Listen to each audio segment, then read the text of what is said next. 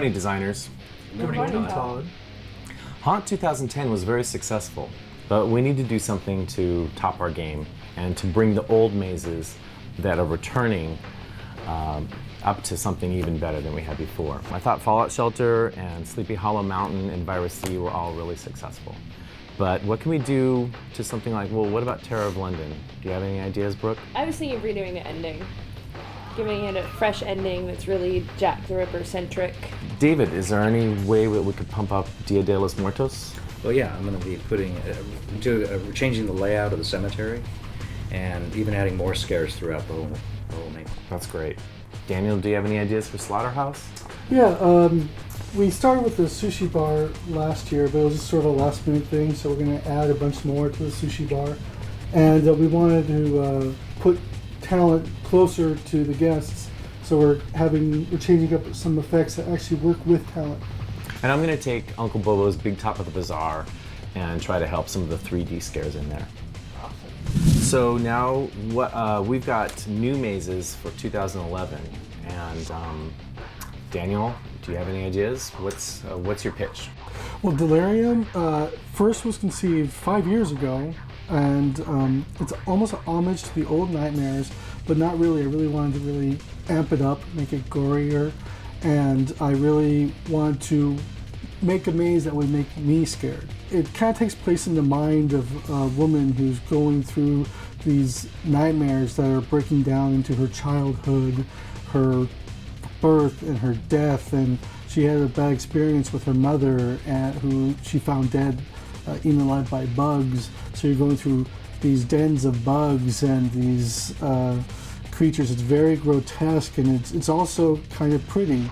Would you like to see it? Let's check it out.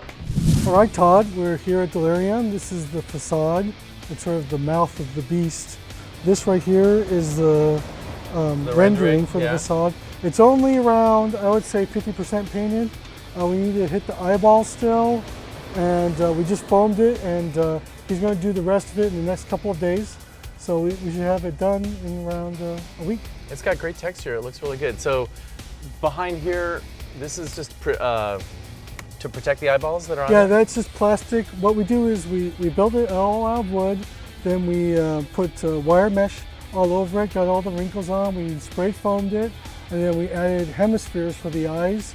Some of them will be glowing, some of them will be moving. So what's our first room here? Explain this to me. Okay, the first room we have here is the Devourer's Lair.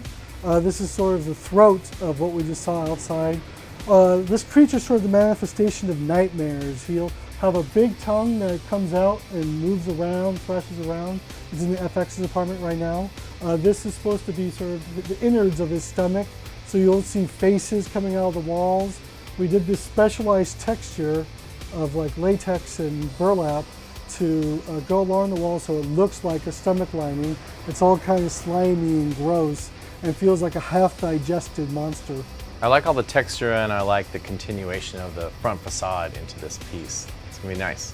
You have some scare spots designed Yes, there's definitely a scare spot behind here. Right. And there's a couple there's some holes further on that you can reach in and scare. Oh, that's great. We love those. So Todd, this is an homage to the original Nightmares we had several years ago.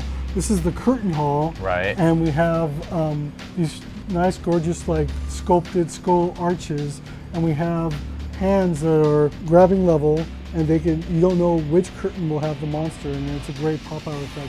It's because everyone won't know exactly where the monster is going to come from. They'll just pop out. So that's why these gloves are here. Yeah, it's the old misdirection. Which one is it live or is it Memorex, right? Correct, yeah. So this is the end of the maggot hall. Okay. This is where the maggots are actually forming together. They're more organized here, and they're actually eating their prey. They have like a half-eaten dog. I love this room. That's it's really gross. creepy and has maggots all over the place. Yeah. There's a cage with heads in it. It's very dark and dank and very creepy. Very original. And then I noticed that you've designed some scare spots into it. Yes, so definitely. There's scare spots here. It could be under the table. There's still a couple things left to put in, some crates and stuff. So finishing touches, paint the floor. Paint the floor. Other than that, it's looking pretty good. Yeah, yeah. Now we're entering the cult room. The cult room. So You'll go through there and you'll enter through this big cult face. There's all these heads on pikes. There's all this like kind of voodoo paraphernalia all around. They still need to kind of paint up the floor a little bit, journey it up, gunk it up. There's bloody writing on the walls.